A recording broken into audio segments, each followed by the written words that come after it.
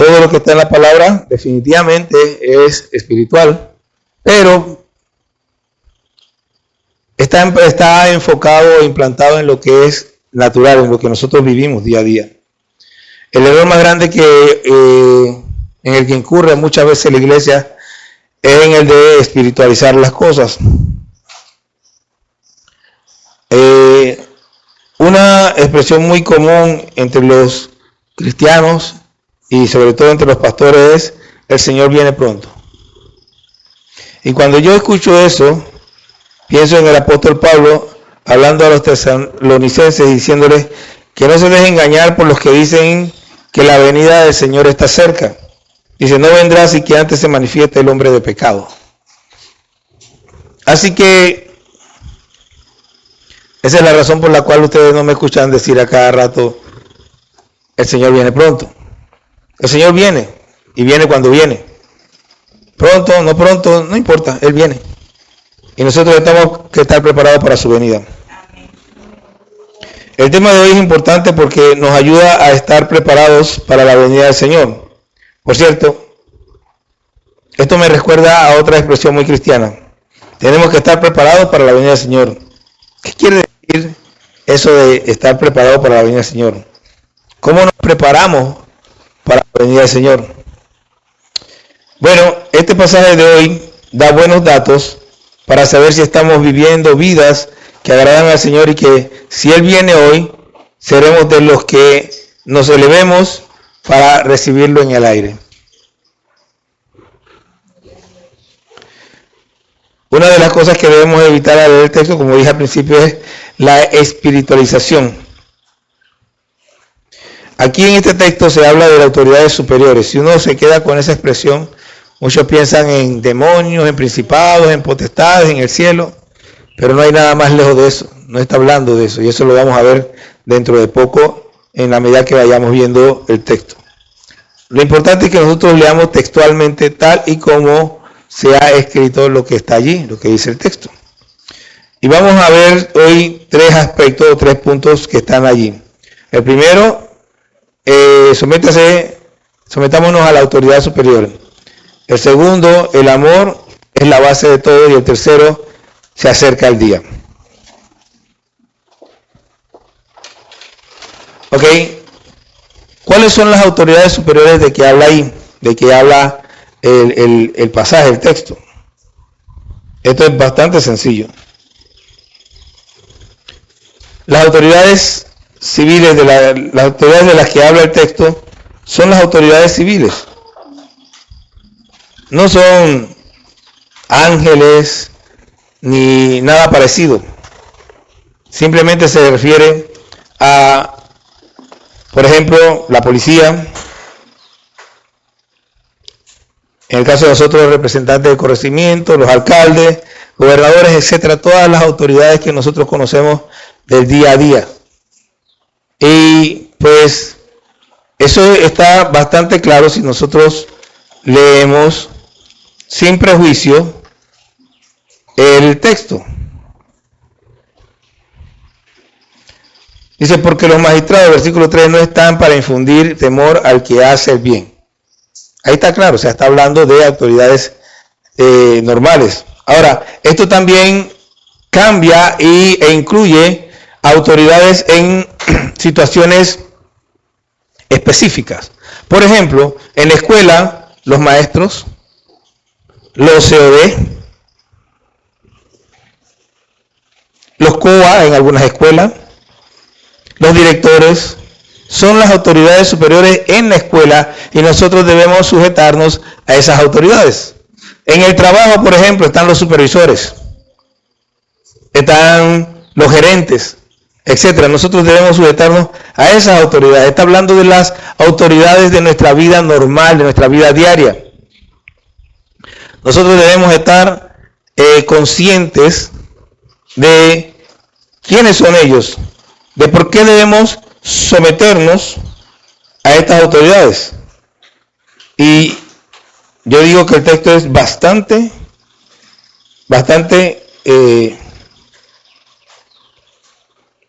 claro. Es bien fácil de entender para el que quiere.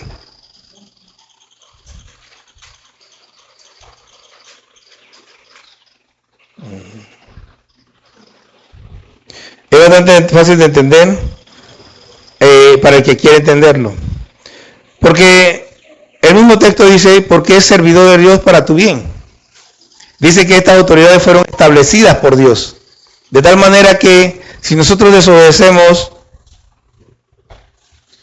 en el trabajo, en lo laboral, a nuestros supervisores o gerentes o gerentes, estamos desobedeciendo a Dios.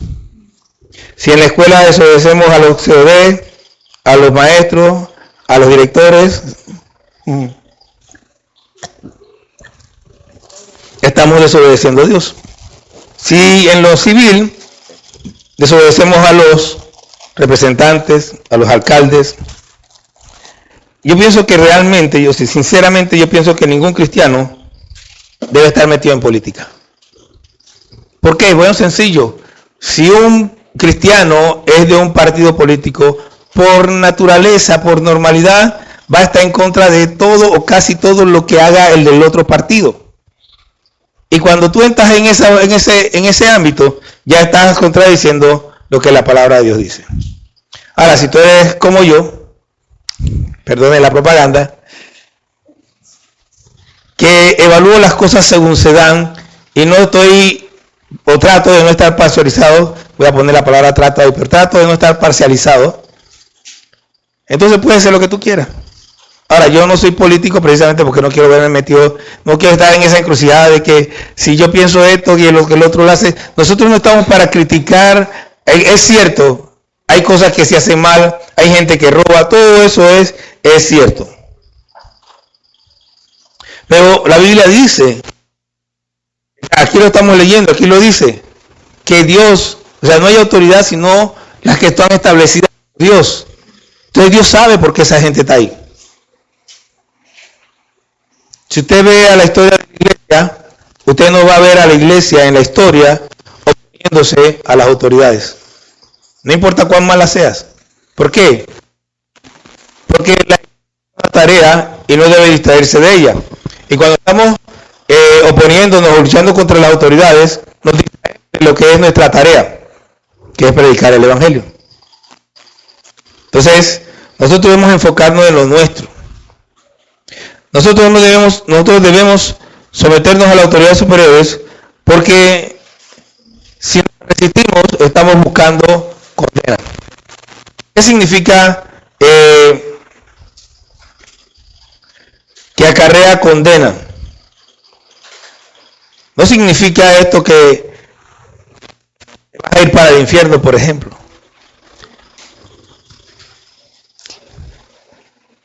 Quería usar una ilustración, pero no.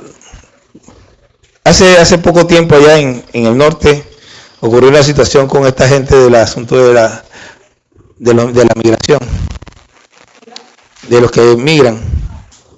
Y había algunos que se estaban oponiendo a ellos y un par de ellos murieron. Eso es lo que está. Algunos dirán injusto, no sé qué, que el otro.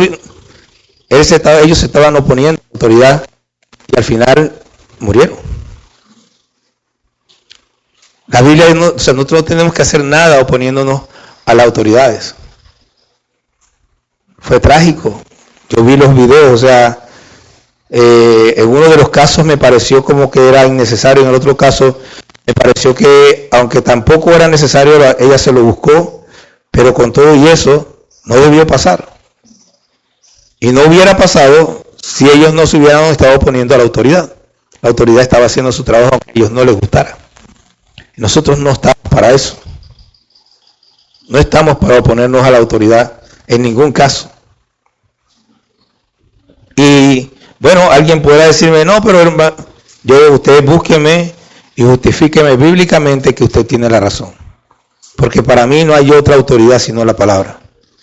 Y si usted me justifica bíblicamente que tiene la razón, está bien, yo le digo, está bien, tiene razón. Pero si usted no me justifica bíblicamente, yo le estoy leyendo lo que dice la Biblia. No nos opongamos a la autoridad. Y finalmente dice, por falta de la conciencia. Y yo me pongo a pensar, porque eso por causa de la conciencia está como tirado allí. ¿Qué es por causa de la conciencia? La conciencia, ¿cuándo se activa la conciencia? ¿Cuándo la conciencia funciona? Cuando yo hago algo que no está de acuerdo a los parámetros de Dios. aun cuando yo pueda tener cierta convicción y yo me siento como que, hey, yo tenía la razón, en algún momento la conciencia te va a decir, eso no estuvo bien. Y puedes tú tratar de acallar la conciencia con todos los argumentos legales que tú quieras en tu cabeza, pero la conciencia te va a seguir diciendo, a Dios no le agrada eso. Entonces, nosotros tenemos que decidir a quién seguimos, porque en este tiempo estamos viviendo un tiempo donde la rebelión contra las autoridades está haciendo el pan de cada día. Nosotros mismos tuvimos nuestra situación hace un año y donde pues pasaron un montón de cosas en este país, de las que no pienso hablar mucho, pero ahora hay un poco de gente recorriendo a los juzgados y cosas para que les devuelvan su trabajo, para que les paguen. ¿Qué necesidad había de eso? ¿Y por qué les pasó? Porque estaban detrás de la gente equivocada, porque estaban escuchando a la gente que no debían escuchar. Nosotros tenemos una persona a la cual escuchar, es al Señor, a la palabra.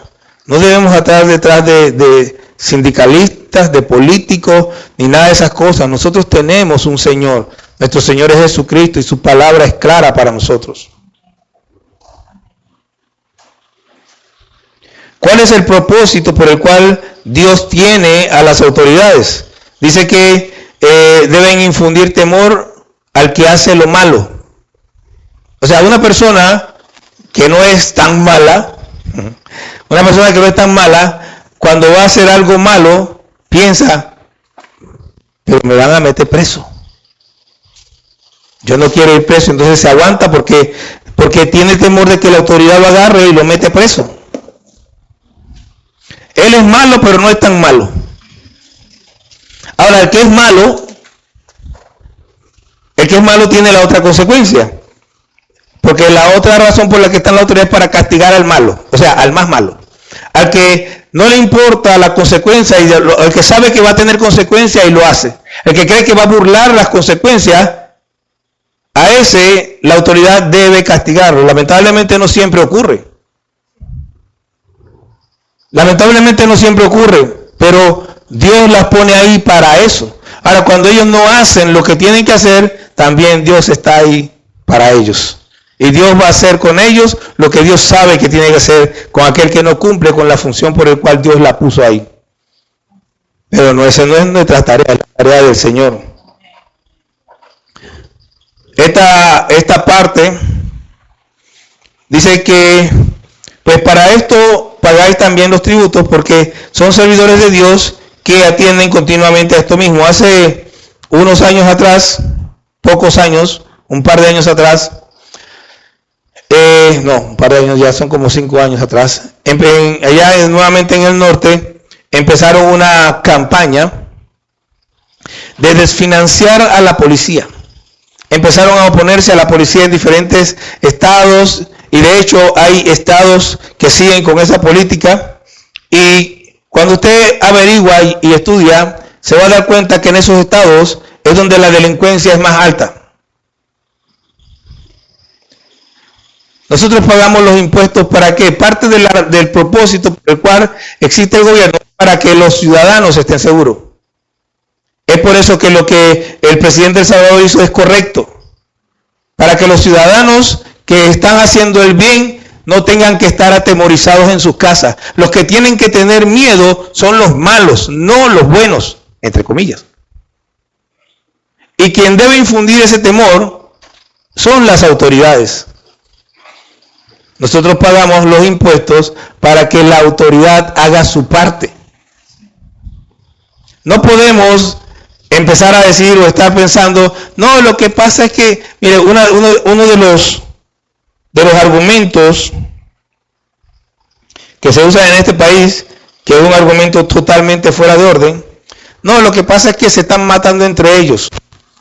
Y matándose entre ellos, matan a otros que no son de ellos.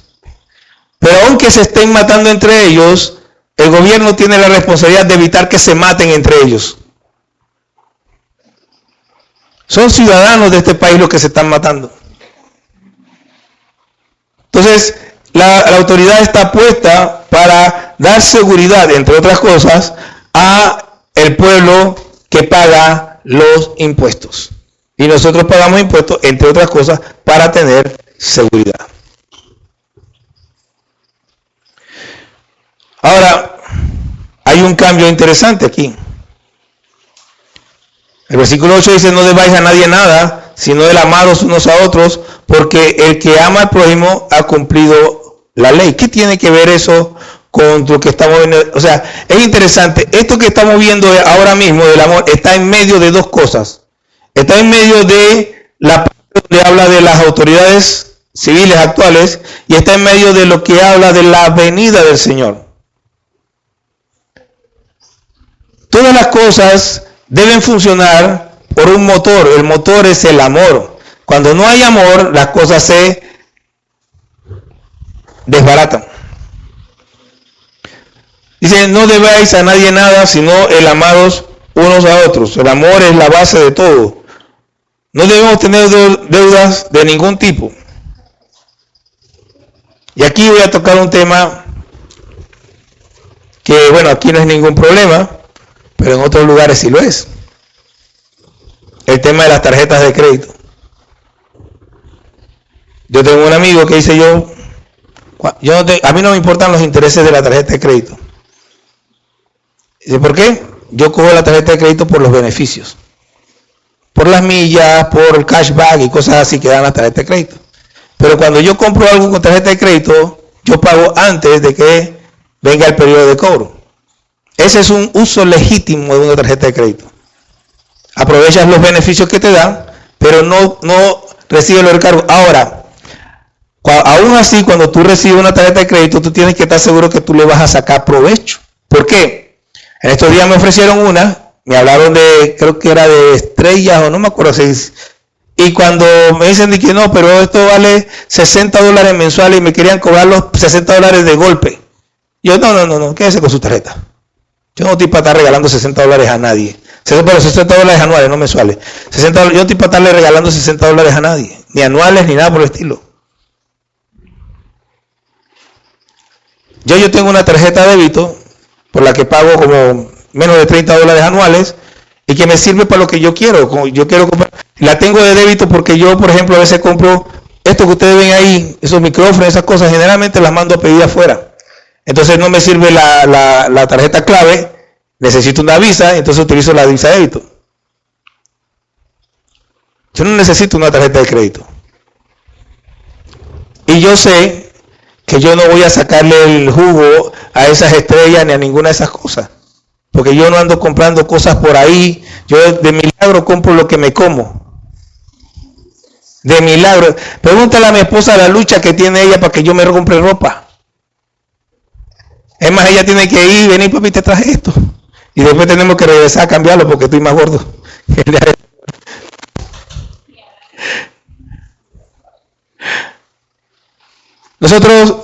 Yo no gasto. Por lo tanto, por más que yo compre, eso para mí es pérdida. Usted tiene que calcular. Es una deuda innecesaria. Y bueno, para los chicos, el chico y las chicas, tienen que pensar hacia el futuro. Ya lo dije una vez y lo voy a repetir y lo voy a seguir repitiendo. Ustedes van a llegar a una edad en la que van a empezar a trabajar. Y cuando ustedes empiecen a trabajar, tienen que pensar que en su futuro. Una cosa que aprendí yo en Wille, lo aprendí aquí. Cuando usted tiene su casa y no la debe, usted lo tiene todo. Cuando usted no debe su casa, usted lo tiene todo.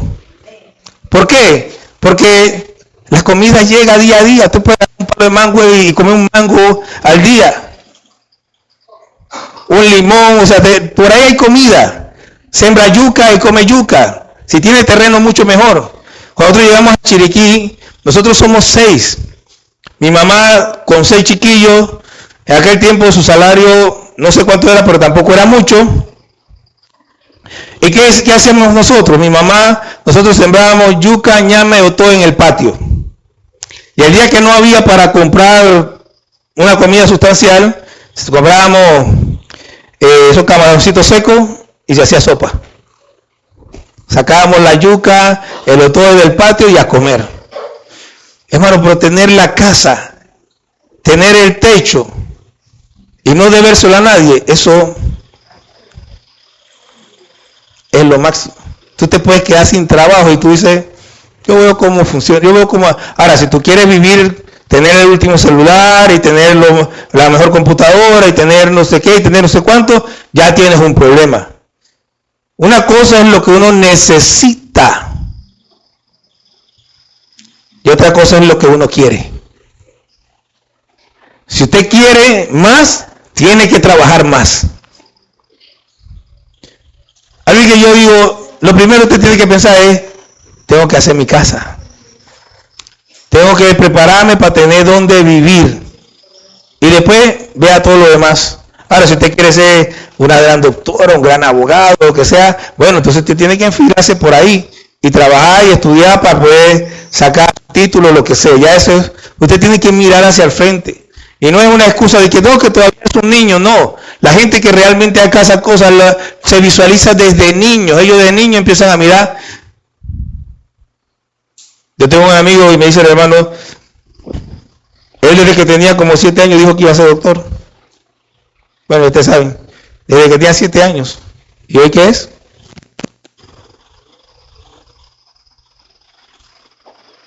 Y eso no lo quitó que fuera un niño. Jugó bastante. Pero él estaba enfocado. En medio de su juego y su cosa, él sabía que tenía que hacer algo. Entonces usted tiene que enfocarse. Entonces, dice...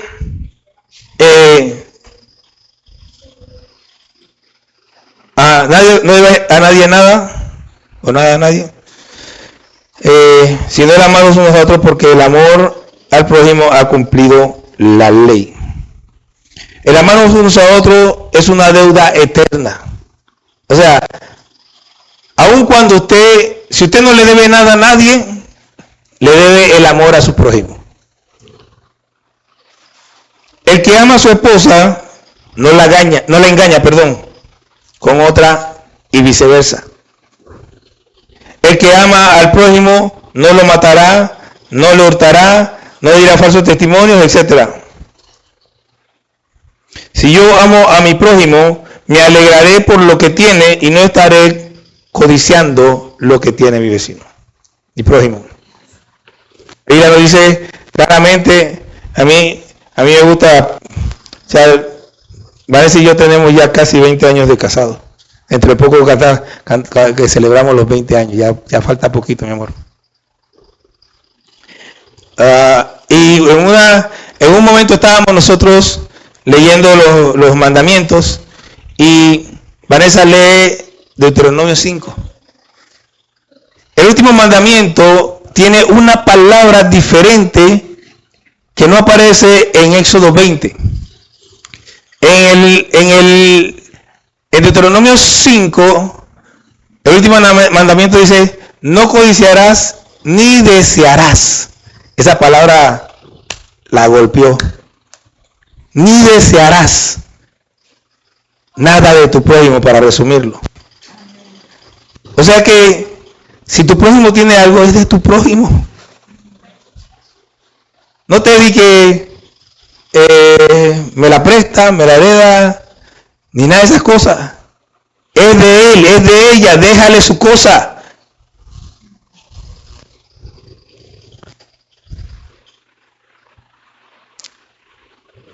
Una gran parte de los males de esta vida vienen precisamente por eso, por desear lo del otro. Hay historias que yo no estuve ahí, así que no puedo decir mucho, pero de hombres que han matado a hombres por la mujer, de mujeres que han hecho que maten al hombre a la mujer por el hombre y cosas como esa, porque codiciaron lo que no les pertenecía. Yo estaba leyendo, escuchando la historia de unos artistas que a mí me llamaban la atención. Este artista es un artista muy reconocido y tiene una esposa muy bonita, mucho más joven que él. Pero cuando yo escuché cómo eso se dio, él estaba casado con otra mujer. de repente pues la mujer que estuvo con él todo el tiempo, que lo apoyó, él ya no la quiso y la dejó por esta más joven. Entonces ya de ahí no importa cuánto yo admire, se acabó. Yo no quiero ni verlos. Eso la Biblia lo llama adulterio. Y en un video que vi en estos días hablaban de estas parejas que son así, disparejas, ¿no? El hombre muy adulto y la mujer muy joven, y lo ponen a ellos como un ejemplo, una pareja muy estable. Es una pareja que está en adulterio. No importa cuán estable parezca, no importa cuán bonita parezca, simple y sencillamente nosotros no podemos alabar eso porque eso es traición. Y a Dios le desagrada. Y a nosotros también debiera desagradarnos. Hermanos, la palabra dice que el amor no hace mal al prójimo, así que el cumplimiento de la ley es el amor. Y luego dice, y esto conociendo el tiempo que es ya hora de levantarnos del sueño, porque ahora está más cerca de nosotros nuestra salvación que cuando creímos. Y esta es una palabra que a usted y a mí nos debe golpear. Es hora de levantarnos del sueño. ¿Cuándo yo tengo que levantarme del sueño? Primero, para poder levantarme del sueño, tengo que estar dormido. Lógico, ¿no? Segundo, para levantarme del sueño, pues tengo que sacudirme el sueño. Tiene que ser que me estoy despertando y me sacudo el sueño. Y la Biblia está diciéndonos a nosotros, a usted y a mí, que es hora de que nos levantemos del sueño. El sueño es cuando creemos que viviendo de cualquier manera vamos a entrar en el reino de los cielos. Hay mucha gente, entre ellos cristianos, que creen que porque vienen a la iglesia y todo el día están trabajando y no hacen daño a nadie, ya están bien. Pero dice el Señor, levántate del sueño. Porque la Biblia dice muchas cosas, entre ellas dice, orad sin cesar. ¿Qué tengo yo que hacer o cuál debe ser mi condición para que yo esté orando sin cesar? Lo básico para que yo esté orando sin cesar es que Dios tiene que estar en mi mente y en mi corazón constantemente. Yo no voy a orar si yo no estoy pensando en Dios. Yo no voy a orar si no estoy pensando en lo que agrada a Dios. Lo segundo que tiene que pasar para que yo esté orando sin cesar es que yo tenga una dependencia constante de Dios. Que yo sienta la necesidad de Dios en cada circunstancia de mi vida. Yo veo a Nehemías y siempre me llama la atención, cada vez que pasaba algo, acuérdate de ellos, acuérdate de mí, mira lo que ellos han hecho. Cada vez él estaba orando. Es un ejemplo de lo que nosotros debemos ser constantemente. Pero si estamos en el sueño, no vamos a tener la conciencia de que Dios está cerca de nosotros. No vamos a tener la conciencia de la necesidad que tenemos de Él. No vamos a tener conciencia de nada porque cuando usted está dormido, está dormido. El sueño es cuando creemos que viviendo sin tener a Cristo como nuestro ejemplo de vida, aún así vamos a ser levantados en su venida. Muchos de nosotros tenemos una vida que la estimamos como buena o simplemente es la vida que aceptamos. No me siento bien con ella, pero esta es mi vida. Despiértate del sueño, levántate del sueño. Dios no te llamó a vivir en conformidad. La Biblia dice que el reino de los cielos es justicia, paz y gozo. No es aceptación de mis circunstancias. Nosotros no aceptamos las circunstancias, nosotros creamos las circunstancias, nosotros empezamos a caminar en lo que el Señor nos llama a hacer y las circunstancias se van creando en la medida que nosotros vamos obedeciendo la palabra de Dios para nuestras vidas. Pero si estamos dormidos, estamos a expensas de lo que pasa. Piensen en esto, usted está en su casa y de repente hay un temblor fuerte y usted está dormido. Si la casa se cae, ¿qué hace usted? Ahí se queda. Claro, pero si usted está despierto y usted ve que está temblando, ¿qué hace? Busca la salida, ¿sí o no? Bueno, la casa está temblando. El mundo no está poniéndonos las cosas fáciles. tiene que crear sus circunstancias. Tiene que crearlas en Dios. Tiene que caminar y escuchar la voz de Dios que habla. El Señor está hablando constantemente. Él no ha dejado de hablar. Él sigue hablando. La pregunta es quién está escuchando. La pregunta es quién está atendiendo. Isaías decía, ¿quién ha oído a nuestro llamado? ¿Quién ha atendido a nuestro llamado? La pregunta es, ¿está atendiendo al llamado del Señor? ¿Qué le está diciendo el Señor? Ay, pastor, yo no sé nada, yo no entiendo nada. Yo no oigo al Señor, yo no sé lo que dice. No está escuchando. Porque Dios está hablando. Dios está apremiando. No es que el tiempo se acerque o no se acerque. Imagínense, para los discípulos esto era una urgencia. Y el Señor todavía no ha venido. Y ya cuando estaban los discípulos era una urgencia. Ahora imagínense ahora. Ayer estaba yo meditando y esta mañana también en este asunto de los pastores que trabajan, que en la iglesia cuadrangular son la mayoría, por cierto.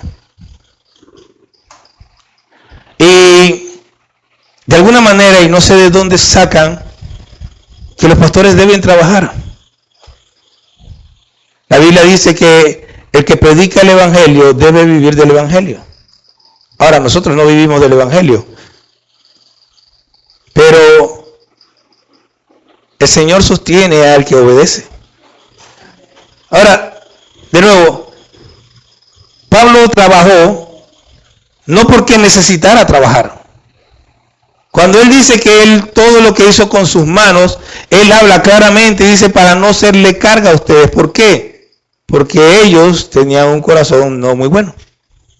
Pero cuando habla de los filipenses, dice le ayudaron. Y él aceptó la ayuda de los filipenses. Y él no tenía que hacer nada porque con ellos no tenía ese problema. No era porque él necesitara trabajar, es porque quería ser ejemplo a aquellos a los que necesitaba ser ejemplo. Personalmente pienso que los pastores no debieran trabajar. Debieran estar dedicados a su obra. ¿Por qué? Bueno, porque ya es hora de levantarnos del sueño. Ya es hora de entender que hay que trabajar, hay que moverse. Cuando habla del día que se acerca, se refiere a la venida del Señor. Porque ahora la noche está avanzada. La noche avanzada es el tiempo que estamos viviendo ahora. ¿Por qué es la noche? Nosotros estamos viviendo en tiempos de oscuridad, en tiempos donde las cosas realmente no están funcionando bien. Donde la gente llama, como decimos muchas veces, a lo malo bueno y a lo bueno malo. Miren lo interesante.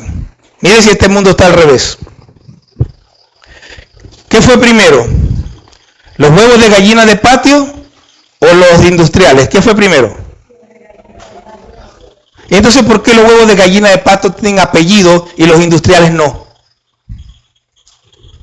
Sí, los llaman. Cuando tú quieres comprar huevos de gallina de patio, ¿qué pide? Huevos orgánicos. No, son huevos. Los otros son industriales. Nosotros no tenemos por qué ponerle apellido a lo que es normal y natural, pero el mundo le pone apellido a lo natural. Los huevos de gallina de patio son huevos. En todo caso, huevos de gallina de patio. Los otros son huevos industriales. Hormonados. Dice la hermana Toña que tiene hormonas. Hormonado, dice la hermana Toña. Bueno, está bien. Yo no estaba ahí, pero dice la hermana Toña que tiene hormonas. Bueno, el asunto es que, ¿por qué lo normal tiene apellido? Y si usted se va a ver, todo es así. Todo es así. Lo normal, lo bueno, tiene un apellido y es más caro. Y es más caro. ¿Por qué? ¿Por qué es más caro?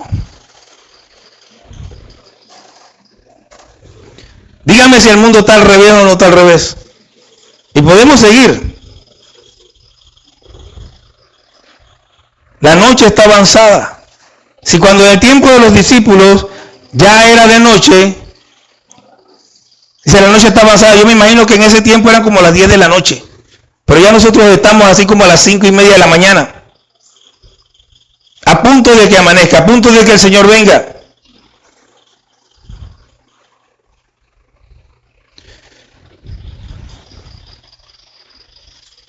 Desechemos pues las obras de las tinieblas y vistámonos las armas de la luz. Desechemos las obras de las tinieblas. Una de las cosas que a mí no me gusta, y esto no es de la Biblia, es de lo normal, es que cuando vamos a poner ejemplos, nos vamos a cosas que son como muy extremas y fáciles de reconocer. ¿Ok? Por ejemplo,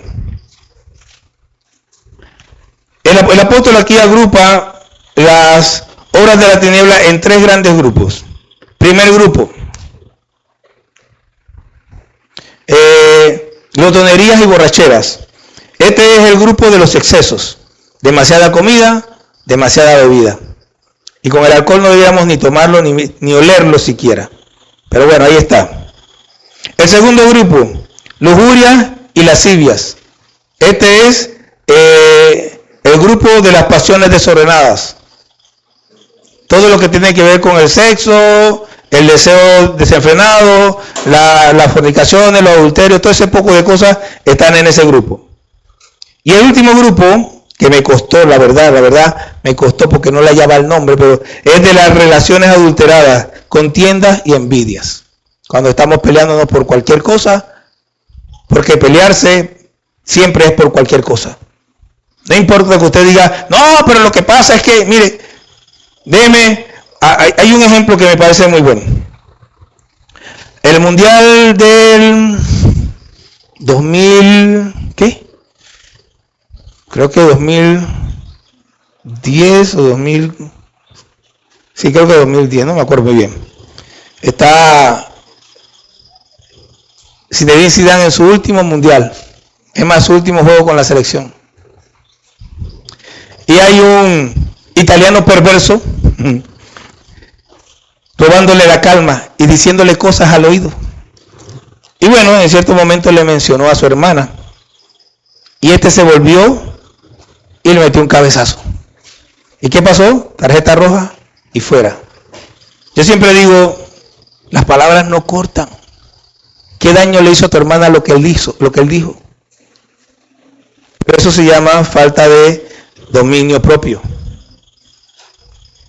Terminó un hombre que debía haberse terminado su carrera a lo grande, la terminó con una tarjeta roja. Qué horrible. Contiendas y envidias. 3 grandes grupos que usted tiene que sentarse a analizar. Que tiene que dejar y entender algo. No hay razón para pelear. No existe tal cosa. Si usted está en desacuerdo con una persona, pues está en desacuerdo. ¿Cuál es el problema con eso? Si alguien se burla de usted, el problema es de él, no suyo. Él es el malo.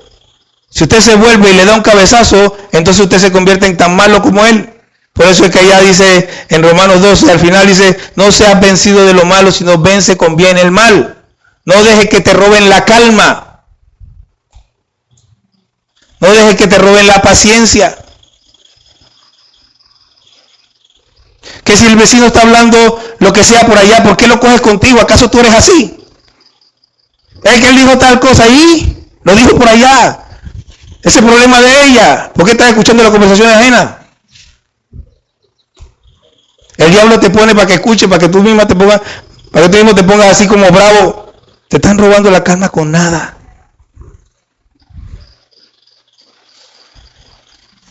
Ay, lo que pasa es que simplemente eres muy sensible. Cualquier cosa que te dicen,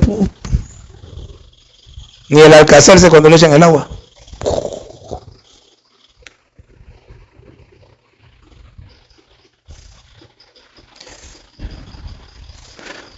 Si nosotros queremos levantarnos del sueño, lo que tenemos que hacer es despojarnos del viejo hombre. Abra su Biblia en Efesios 4, 22 al 31.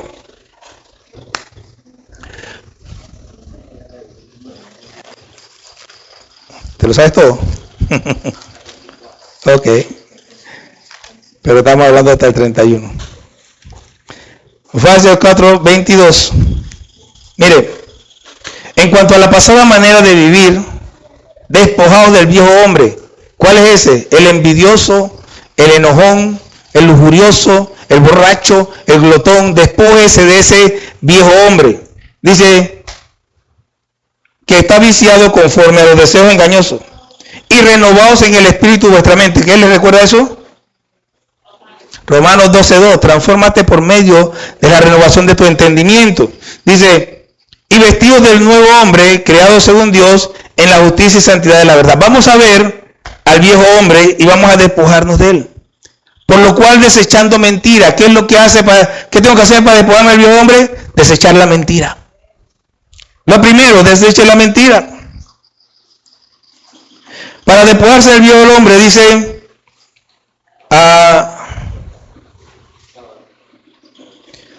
airaos pero no pequéis. No se ponga el bolso sobre todo. O sea, no permitas que el enojo te domine. No permitas que el enojo tome control de tu vida y se convierta en algo permanente, lo cual al final va a ser una raíz de amargura. Tercero, para despojar del viejo hombre, dice, no hurtes.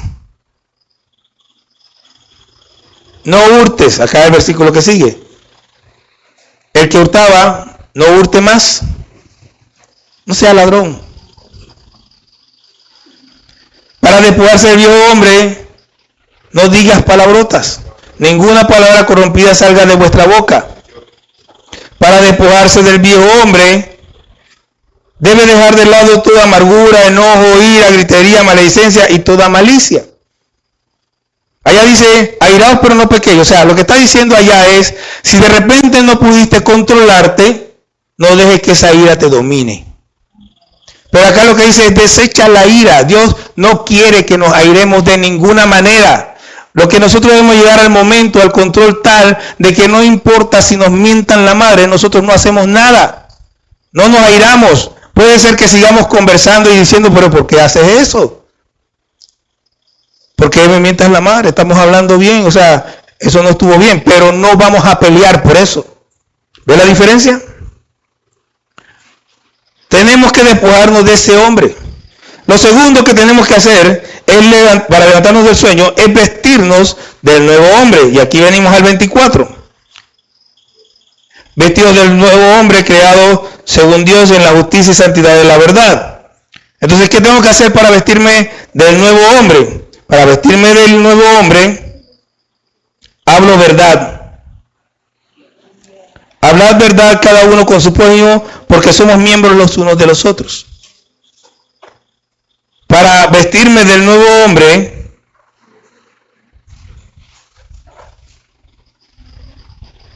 debo resolver las diferencias antes de irme a dormir. Si me enojé con alguien, debo resolver ese problema no antes de irme a dormir. A los 15 minutos, a la media hora, en el momento en que yo entro en razón de que esto no está bien, debo ir a buscar y resolver ese asunto. No es de que, bueno, de la Biblia dice, no se ponga eso sobre esto, voy a esperar hasta las 6 de la tarde. Y te enojaste a las 8 de la mañana. Vas a estar todo el día con ese enojo y si el Señor viene a mitad de camino, ¿qué? Resuélvelo apenas puedes y se acaba. Para vestirnos del nuevo hombre, debemos trabajar y compartir lo que tenemos.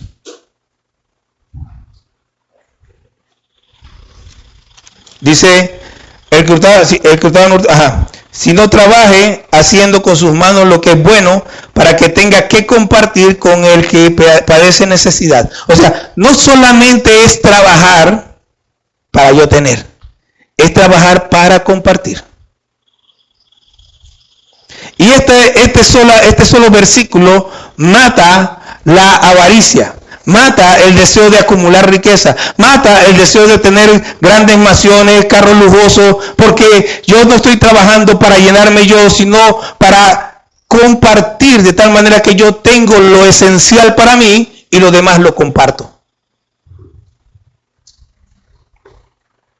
Si yo quiero vestirme del nuevo hombre, debo hablar palabras que sean de edificación a los oyentes. No debo estar hablando cosas necias, sino que yo debo estar enfocado en que cuando yo estoy hablando, lo que yo estoy hablando sirve para edificar, para mejorar, para ayudar a la gente a ser mejor. Para vestirme del nuevo hombre, debo ser benigno, debemos ser benignos unos con los otros.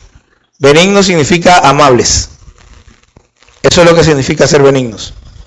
Dar buenos días, buenas tardes, abrazos y todas esas cosas que son de ser benignos. Para vestirme del nuevo hombre, debo ser misericordioso. Dice, antes ser benignos unos con otros, misericordiosos. Y aunque estas dos cosas van juntas, las separé. Para vestirme del viejo hombre, debo perdonar. Dice, perdonaos unos a otros, como Dios también os perdonó a vosotros en Cristo. Oh. Cuando Dios me perdonó, ustedes saben que yo ni siquiera había nacido. Así que, ¿qué está diciendo? Yo no tengo que esperar que el otro venga, yo tengo que perdonar y punto. Yo no tengo que esperar que el otro no, yo tengo que perdonarlo y ya. Así como Cristo me perdonó a mí. Yo no tenía ningún mérito para que Cristo me perdonara. Yo no hice nada para que Cristo me perdonara. Él me perdonó porque me perdonó y punto.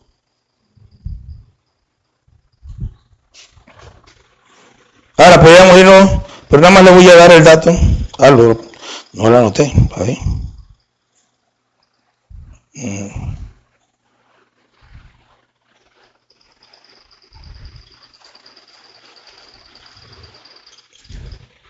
A ver, un momentito. Ajá. En Colosenses 3, del 5 al 17, encuentran otra lista. Esa se la dejo después. Usted la puede buscar usted mismo. Lo tercero que debemos hacer para levantarnos del sueño es no proveer para los deseos de la carne.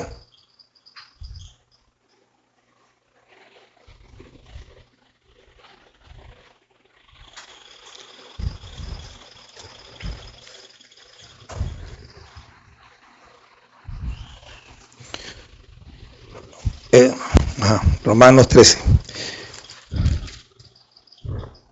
Sino vestidos del Señor Jesucristo y no proveáis para los deseos de la carne. ¿Ok? Si te atrae algo que sabes que no agrada a Dios, no te expongas a eso. No des oportunidad a que la carne te impulse a pecar.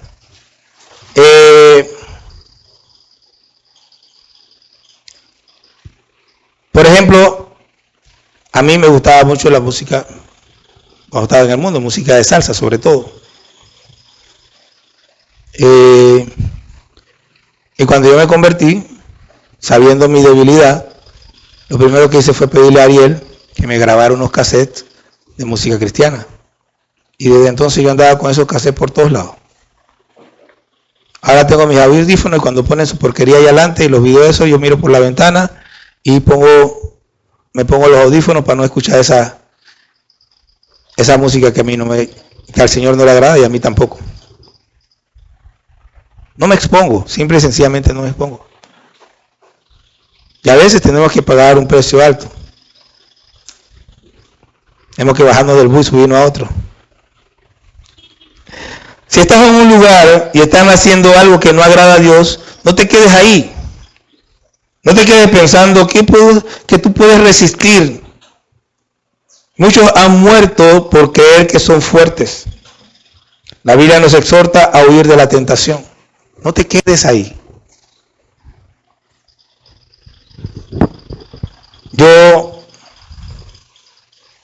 Hay muchas historias. Un pastor que recibió un llamado a predicar en un lugar peligroso. Un lugar donde había mucha prostitución, adulterio y un montón de cosas. Y él llegó allí y las mujeres de la vida difícil, no sé por qué llaman eso la vida fácil, porque eso de fácil no tiene nada, de la vida difícil se empezaron a convertir y empezó a crecer la iglesia. Pero llegó un momento en que el Señor empezó a decirle, sal. No, pero si yo me voy, porque esa es la otra cosa. Yo no quiero dejar Willy, porque si yo me voy de Willy se cae. Se cae conmigo sin mí. El que tiene que sostener a Willy es el Señor, no yo. Entonces él, como estaba viendo el ministerio crecer, no se quería ir. Y le dijeron, y llegaron como 4 pastores, el Señor dice que salgas. Y no quiso salir. Y cayó en adulterio. Déjeme explicarle algo con una experiencia personal. Cuando yo era joven, en tiempos de carnavales, como por 2 o 3 años más o menos, mis amigos y yo, en la noche nos metíamos en una discoteca. Yo nunca he fumado. Yo lo probé, sí, como 2 veces cuando chico, pero nunca he fumado. Pero cuando yo salía de esa discoteca, toda mi ropa olía a humo. Toda mi ropa olía a humo. Y yo no había tocado ni un cigarrillo. Hermano, usted no puede estar metido en un lugar y pensar que lo que está pasando en ese lugar no le va a tocar.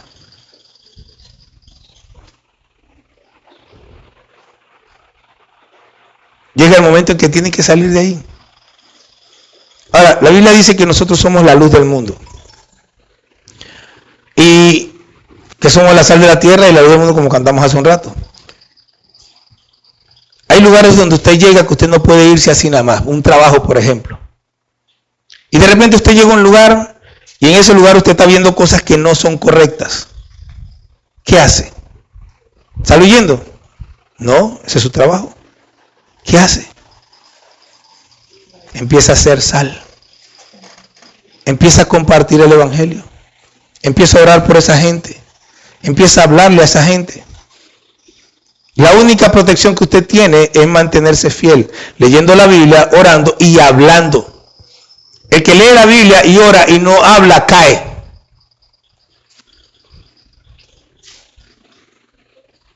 Porque usted no vence al enemigo con el escudo, lo vence con la espada. Si usted quiere defenderle al enemigo solamente protegiéndose con el escudo, quiero decirle lo que le va a pasar. Su escudo se va a rajar, su escudo se va a romper y el enemigo lo va a vencer. Usted tiene que matar al enemigo antes de que el enemigo lo mate a usted. Y la única manera es con la espada. Por eso es que aquel que cree que solamente orando y leyendo la Biblia va a vencer, muere. Tiene que hablar. El que se la pasa clamando y orando y no hace nada, al final, de una u otra forma, acaba cediendo. El lugar donde está lo acaba envolviendo y termina siendo de una manera o de otra como esos a los que él o ella en un momento cuestionaba. ¿Por qué? Porque no sacó su espada. Porque no atacó. Y usted puede ver cualquier película de guerra donde la gente pone los escudos. Y usted va a ver que si ellos no atacan, el enemigo llega un momento que rompe la barrera. ¿Usted ha oído hablar de la gran muralla china? ¿Y usted sabe que esa gran muralla china ha sido violada más de una vez? Que los enemigos de la muralla china, de los chinos, se metieron por esa muralla. ¿Sabía eso?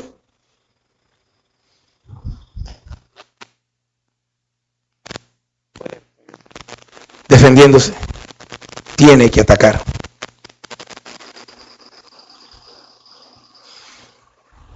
Este capítulo en la Biblia existe para que estemos advertidos. Debemos recordar que la mayoría de las autoridades que tenemos son personas naturales, normales, que no han conocido a Cristo. Sin embargo, no debemos pensar que todos son corruptos y tampoco debemos ser ingenuos de pensar que todos son buenos. Lo importante es comprender que ellos están en el lugar en que están para cumplir con una misión que el mismo Dios les ha asignado y que debemos estarle sujetos, lo cual nos evitará muchos problemas. Porque ellos están ahí para infundir temor al malo y no al bueno. Y para castigar a aquellos que son tan malos que sin temor a la autoridad siguen haciendo lo malo. El que tiene temor se abstiene, pero el que no tiene temor sigue haciendo lo malo. La base de toda buena relación es el amor. Sin amor, todo se desajusta. Yo creo que cualquier cristiano que comprende bien el amor respetará a las autoridades como parte del mismo ser del amor. Pues dice que el amor no hace mal al prójimo. Cuando nosotros no respetamos a la autoridad, estamos atentando contra el puesto de la autoridad, además de atentar contra nuestra propia vida. Nosotros debemos vestirnos del Señor Jesucristo. Lo cual significa, como dice en Juan, 1 Juan 2:6, que nosotros debemos andar como Él anduvo, haciendo bienes y no males.